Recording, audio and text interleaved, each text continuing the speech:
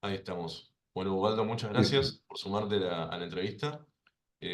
Vamos a pasar por lo que se llama un test. Cortesía de mi señora, que es académica, y me dijo, sí, sí, atiéndele. Ok. Eh, Ahí estamos, bueno, con Ubaldo del BID, como decía, Banco Interamericano de Desarrollo. Y la primera pregunta, para introducirnos un poco a la temática, es si nos podrías describir brevemente tu trayectoria y tu formación académica hasta el ingreso del BID, cuándo empezaste a trabajar en el BID, en qué área y más o menos cuáles son tus responsabilidades en ese rol. Esta serie de preguntas Vale, para un poco introductorias. vale, mira, yo soy de nivel académico, soy doctor en Derecho y tengo una licenciatura, un grado, como se dice ahora, en Letras, en Filología, y he sido funcionario del Estado en España, pero lo soy todavía, pero trabajé como 15 años en el Estado de España y después he estado en organizaciones internacionales, 7 años en la OCDE y 7 años en el Banco Interamericano de Desarrollo. Genial. Y actualmente, ¿cuál es tu rol en el Banco Interamericano? ¿Cómo definirías tus Soy, responsabilidades? vale, soy especialista fiscal, eso es como se llama el título, o sea, hay, dentro de la organización del banco hay un cuadro directivo, gerentes y directores de división y tal. Y debajo del cuadro directivo están los profesionales temáticos, que se suelen conocer como especialistas, y debajo o asistiendo a los especialistas, pues suele haber una categoría de analistas o personal de apoyo. Entonces, el especialista es una figura, un puesto de trabajo que tiene una responsabilidad típicamente doble.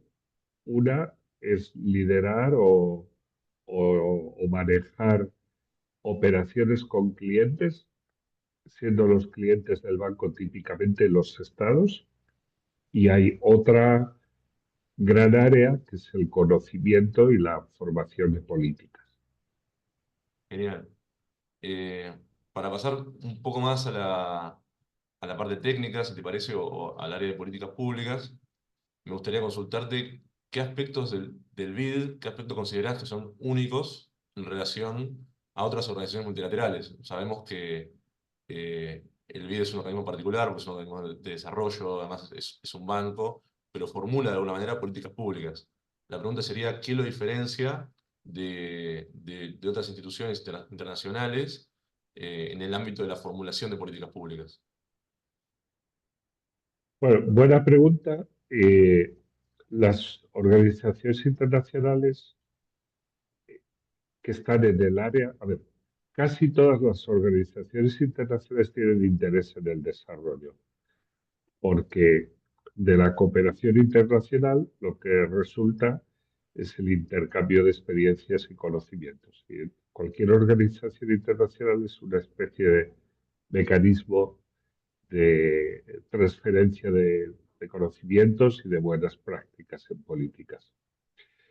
Luego, cada institución obedece a una demanda histórica y nace fruto de sus circunstancias. Las instituciones de Bretton Woods, eh, sobre todo el Fondo Monetario Internacional y el Banco Mundial, tienen su propia, responden a una demanda o una necesidad histórica, y los bancos regionales de desarrollo tienen también su propio contexto que los originó.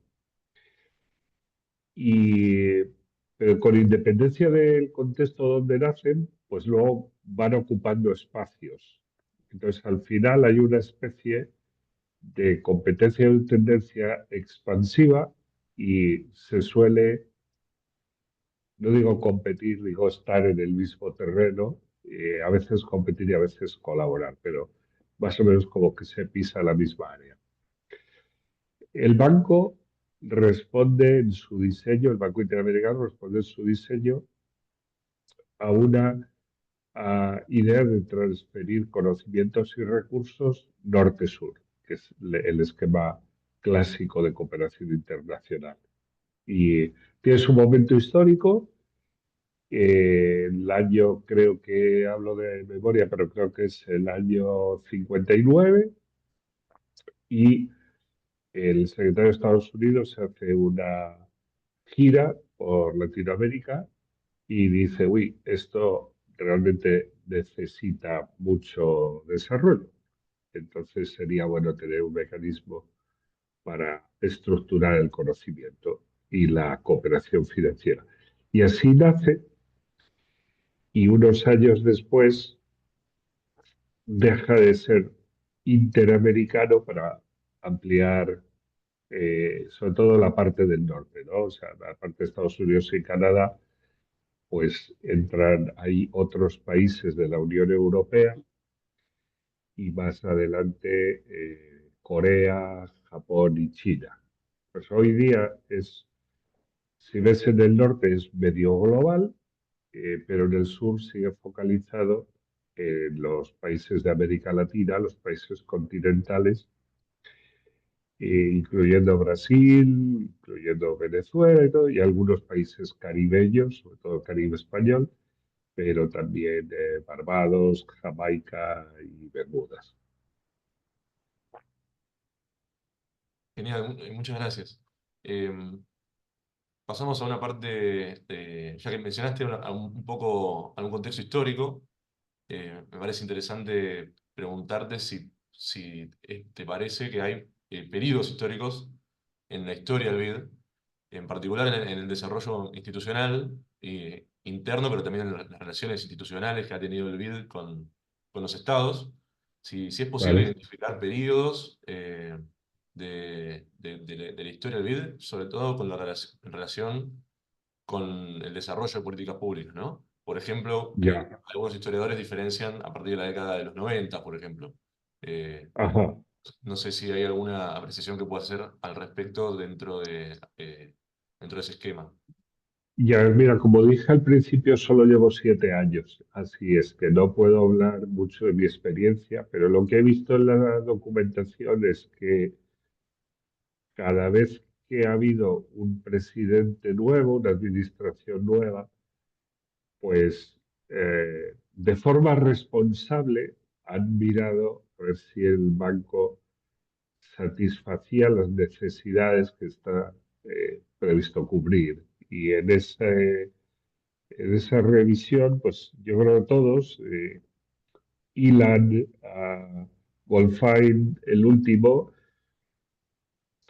han hecho un poco lo mismo, que es uh, dos cosas: robustecer la capacidad de financiación del banco.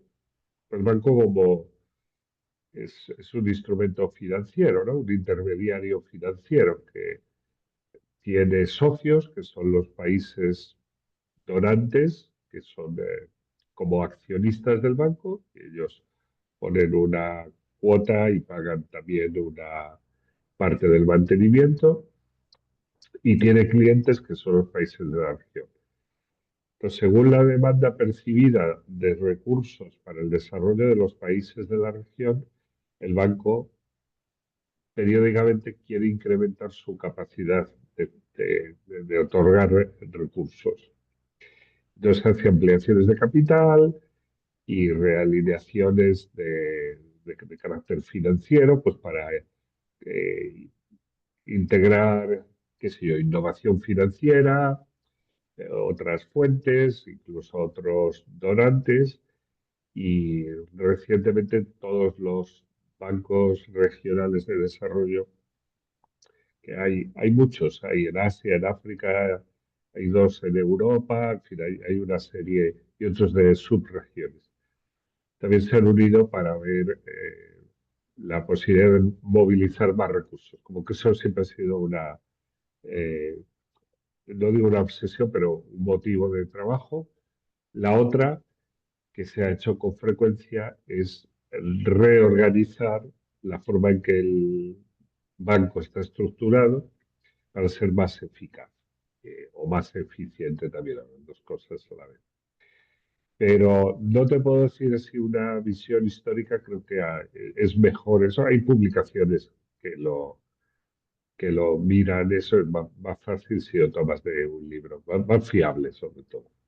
Genial, gracias. Y yendo a un área más de los programas, digamos, un área más práctica, de la operatoria, del BID, ¿cómo podrías decir que el BID se asegura que los programas que elabora sean relevantes? Es decir, ¿cómo se asegura que estén adecuados a los diferentes contextos, particularmente los contextos educativos, culturales o tecnológicos Ajá. de cada estado? Bueno, eso sí, el banco lo hace muy bien eso, porque hace para cada sector, elabora una nota técnica, bueno, técnica política, quiero decir, una nota sobre Ujú.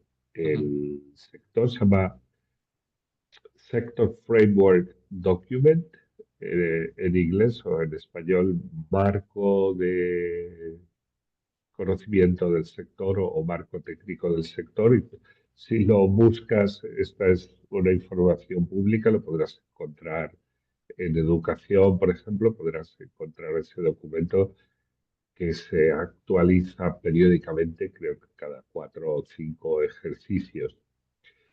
Y ese documento típicamente hace un escáner, o sea, una revisión de todo lo que hay en materias de políticas, eh, áreas, problemática, conocimiento, instrumentos. Entonces es una visión muy buena de por dónde va la política y cuáles son los desafíos. Y, por tanto, ese es un instrumento de planificación temático. Eso luego se cruza con instrumentos de planificación geográfica que tienen un poco, primero, a nivel regional, y ahí el banco elabora sus prioridades para el periodo, define cuáles son las políticas que quiere impulsar, pues climáticas, de equidad de género, integración de minorías, y ese tipo de cosas. Y las acciones prioritarias que quiere hacer, pues, por ejemplo, capacidad institucional y Estado de Derecho, eh, en fin, infraestructura y una serie de déficit de desarrollo que el banco quiere rellenar. Y eso lo hace, insisto, a nivel regional y luego a nivel de país también hay un documento de país,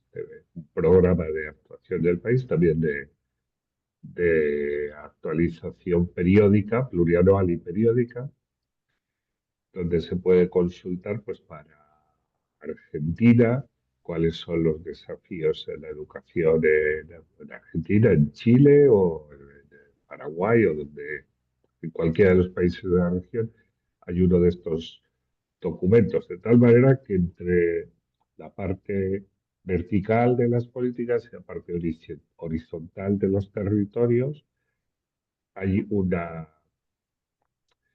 es decir, una especie de red cartesiana, donde los especialistas podemos tener bastante certeza de que estamos persiguiendo prioridades que están bien estructuradas y bien definidas. ¿Y hay algún criterio en particular que se use para ajustar los programas a las particularidades económicas o socioculturales de cada país? ¿Hay algún criterio estandarizado que nos puedas compartir? Hay un proceso que es la identificación de brechas en el desarrollo. Este ciclo de programación a nivel país empieza por la identificación de brechas de desarrollo, mirando a los índices en cualquier pues, en educación, me imagino que se mira a PISA y a otros índices comparativos, si es que el país participa en esas encuestas, ¿no? Pero siempre hay fuentes que te permiten estimar si el país está siguiendo a la media regional o media mundial, o si se está quedando atrás.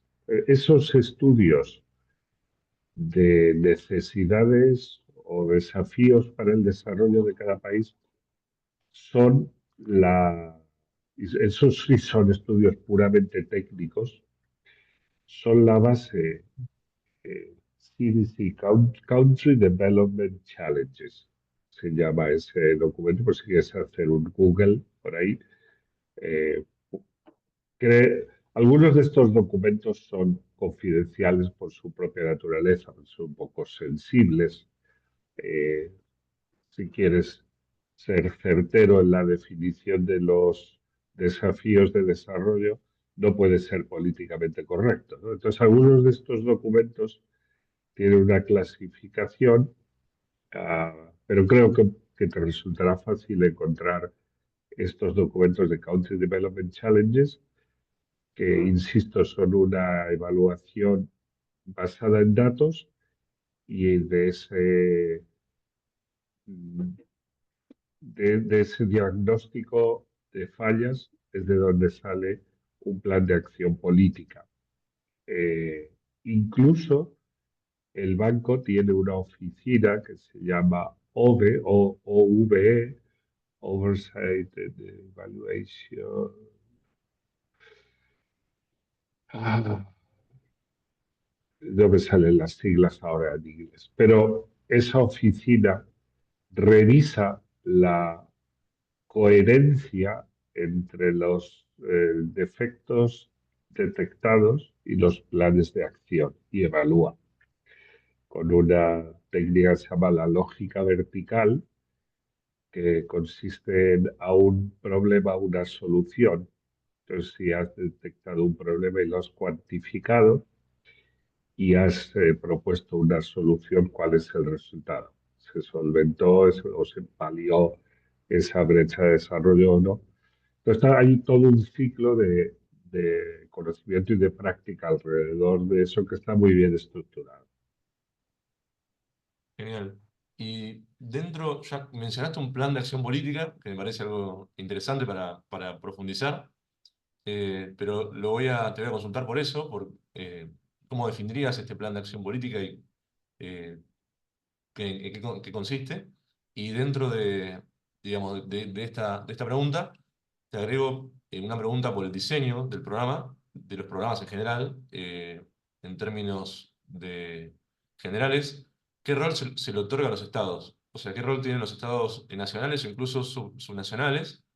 Y también Ajá. consultarte si en algún caso que conozcas hubo disensos significativos o menores entre los actores involucrados, es decir, entre quizás un Estado subnacional, el Estado nacional o el Estado nacional, el BID, y si existen esos disensos, cómo se resuelven, ¿no? Ya. Son varias preguntas, no sé si querés subdividir. No, no sé, está bien, está bien. Déjame que estoy pensando en algún caso. Mira, déjame que vuelva a ese Sector Framework Document, que viene a ser un documento medio extenso. Imagínate un estudio de 50 o 60 páginas que abordan todo lo que se sabe sobre la educación. En, en píldoras chiquititas, ¿eh? No creas que tiene una gran profundidad, porque si no tendrías un tratado de varios miles de páginas. Pero en ese marco conceptual de políticas se intenta cubrir todo y describir un poco los desafíos y las tendencias en todo el mundo. Eh, Ese es un documento técnico que es como de consulta. Eso se complementa, tal como expliqué, con la programación de países. Y ahí es donde entra lo que tú estás interesado en este momento, que es cómo casar las prioridades del país con las prioridades del BID. Eso suele ocurrir de una forma natural a través del diálogo. Los países tienen, muchos, la mayoría, tiene instrumentos de planificación política también y suelen también publicar documentos. Eh, lo hacen los partidos políticos al principio de las elecciones, lo hacen eh, los gobiernos cuando empiezan, dicen plan del gobierno del presidente X para los 4 años. Y ahí el gobierno va fijando metas y prioridades. Normalmente coinciden y de hecho al elaborar un documento o el otro, uno se lee recíprocamente, si me entiendes lo que quiero decir, de manera que llegamos a la conclusión de que la desnutrición infantil es un problema educativo en la provincia de X, pues eso probablemente lo encontremos en los dos documentos y no sabemos muchas veces quién lo dijo primero, o ambos beben de la misma fuente que puede ser un estudio del Instituto Nacional de Educación o de algún think tank o de una universidad. Entonces, lo que ocurre ya al trasladar el conocimiento a operaciones es que los gobiernos son selectivos y no se intentan abordar todos los problemas a la vez, sino que se hace una priorización. Si hay una operación, déjame que hable de finanzas, que es lo que conozco más. Si hay una operación que está ejecutándose en el área del ingreso público, por ejemplo, una reforma de la administración tributaria, pues es probable que no haya una en el gasto público, o sea, de una reforma de la presupuestación y el ciclo de ejecución de los gastos. Técnicamente es posible, pero la priorización y la limitación de recursos hace que te focalices en una cosa o en otra. Y eso suele ser fruto de la negociación. Y es bastante sencillo. Eh, ¿Existen dificultades? Sí, existen dificultades. Suelen ser problemas de capacidad, de rotación de funcionarios o incluso del ciclo político, porque típicamente el político que llega no quiere ejecutar la hoja de ruta que tenía su antecesor y quiere hacer algo nuevo. ¿Vale? Genial. Y ya que mencionabas estas, digamos, instancias quizá, no sé si formales o informales de negociación, pues, me parece que una pregunta relevante sería si efectivamente existen instancias de negociación formales dentro del BID en el cual se pongan sobre la mesa estos diferentes elementos que mencionabas. Y dentro de esta pregunta, también agregar cómo influyen los intereses de los países que financian al BID, si es que influyen en las políticas públicas y en el diseño de los programas, de qué manera lo hacen, y si es en esta instancia de negociación o de consenso con los estados nacionales que van a ser financiados, o si pasa por otro lado Ya. la influencia de los estados que financian al BID. Vale, sí. Mira, la pregunta está bien, es pertinente, es una pregunta bonita. Todos los documentos que tienen importancia estratégica se aprueban por el Consejo de Directores. Los países prestadores y prestatarios, todos designan un representante de país y esos se sientan en un consejo, en un board, y los documentos los tiene que aprobar el board. Así es que y eso se basa en la técnica del consenso, no se basa en las mayorías.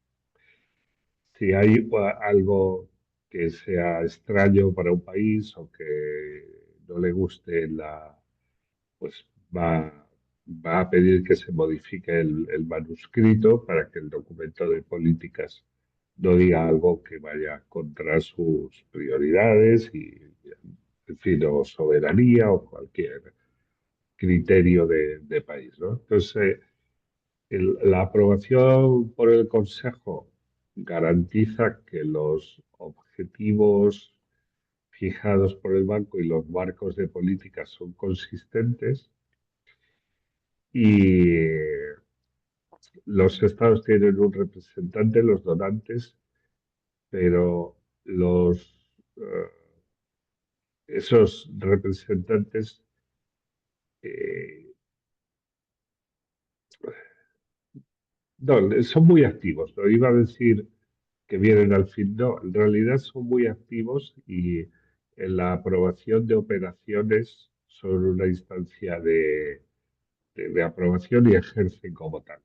Pues si vas a aprobar y el directorio ejecutivo aprueba las operaciones importantes, a partir de 2 millones de dólares, el directorio ejecutivo es el que interviene aprobando y cuando llevas una operación al directorio, tienes reuniones con los directores, tanto con los de países que reciben como de los que donan, y suelen ser muy incisivos y si tu operación no tiene nada de género, por ejemplo, pues te van a preguntar si no hay la posibilidad de introducir un matiz de género en la operación o medio ambiente o este tipo de cosas.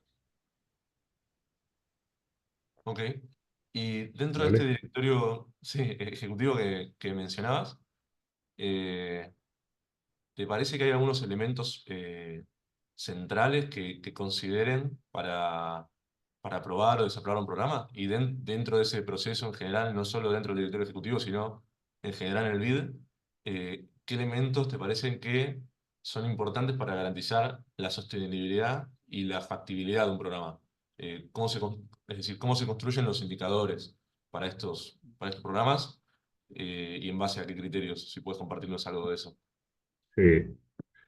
Todos los programas bueno, hay una técnica de elaboración de programas que está bien dominada en el banco, ¿no? Bien conocida y compartida. Eh, la mencioné antes, se llama lógica vertical, que consiste en que a cada problema una solución, pero necesitas dimensionar el problema. Pero primero saber por qué es un problema. Segundo, cuál es la importancia. Y tercero, cómo puedes actuar para solucionarlo y cuáles van a ser la medida de tu éxito, que esos son los indicadores. Pues esa metodología que llamamos lógica vertical tiene un custodio en el banco, que es un departamento que se llama SPD, y ese departamento es el que se asegura de que no haya objetivos sin un medidor o problemas sin solución o soluciones sin problemas o cosas de estas. Entonces, técnicamente están bien construidos y luego políticamente van alineados en los documentos de planeación que mostré al principio. Si todo eso es correcto, pues entonces la operación supera el mínimo de calidad y genera confianza y la expectativa de que va a resolver un problema. Ok, genial. Y tengo que preguntarte para la tesis por dos programas en particular. Me dirás si los conoces o no, si no, no los conoces no hay problema. ¿Vale? Los programas son, uno es Digital Skills o habilidades digitales y el otro es ¿Vale? CyberTech, de educación para adultos. Los dos son para Argentina. La pregunta es si tenés Ya. vinculación con estos proyectos y si los conoces. eh, y eso No, es. no tengo nada, solo te puedo decir que toda la documentación relevante es pública y que en la web del banco vas a encontrar todos los documentos, no solo de la concepción del problema, de toda esta parte técnica que mencioné antes, también de la ejecución, ahí vas a ver los contratos y es muy transparente, Ok, y ya para ir finalizando. ¿vale? Una última pregunta, quizá un poco más teórica, pero es si considerarías que el BID, como actor internacional, es un actor independiente de políticas públicas, si genera políticas públicas de manera independiente, o si cumple un rol, lo categorizarías más como un rol de asesoramiento y de guía de políticas públicas. ¿Cómo lo enmarcarías, dado que tiene muchos programas y abarca muchos temas en diferentes países, ¿no? Si, si dirías que es un agente más autónomo o si tiene un rol más de consultoría. Mira, la, la vocación del organismo es resolver los problemas y la gente que trabajamos ahí tenemos un poco la idea de hacer proyectos buenos y proyectos con impacto. Entonces, no es hacer por hacer, sino si lo que estás haciendo, puesto que estás metiendo tiempo y recursos, está cambiando la vida de las personas o es algo erróneo. Y no es infrecuente que para proyectos que están desenfocados o que dejaron de ser prioritarios que se abandonen. ¿Vale? No es un problema reconocer que cambiaron las prioridades o que hubo cualquier problema en el diseño. Pero eso el banco lo hace como ah, por una cuestión de verdad de vocación de resolver problemas. Ese es como el primer vector. El segundo es el diálogo con el gobierno. Cada vez que hay un cambio en los gobiernos, hay una eh, conversación sobre que esto es lo que tenemos en la cartera, esto se ajusta a tus necesidades o quieres que hagamos algo distinto. Y muchas veces se hace algo distinto. Si llega un gobierno nuevo y tiene la prioridad de, qué sé yo, construir hospitales para prevenir pandemias y tiene financiación concedida para resolver, para construir estaciones de tren, pero que no están, no se dio el estudio geográfico, la autorización, entonces se toma la capacidad de financiación de las estaciones de tren y se lleva a construir hospitales para pandemias. Entonces, en el mundo de la política pública, los actores principales son los estados, de eso no tenemos ninguna duda, ¿no? Y dentro de los estados, los partidos políticos. ¿Qué son los organismos internacionales? Un instrumento de ejecución, pero a la vez también un banco de ideas.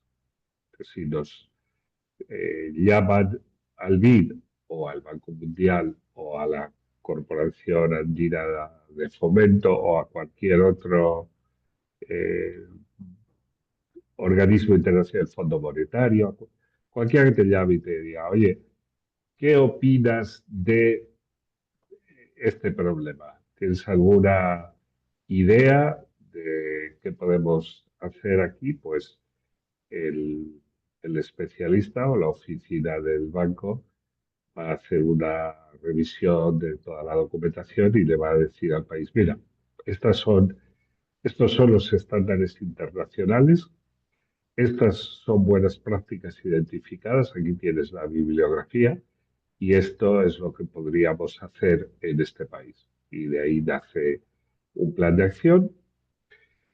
Frecuentemente utilizamos fondos no reembolsables para profundizar en ese conocimiento.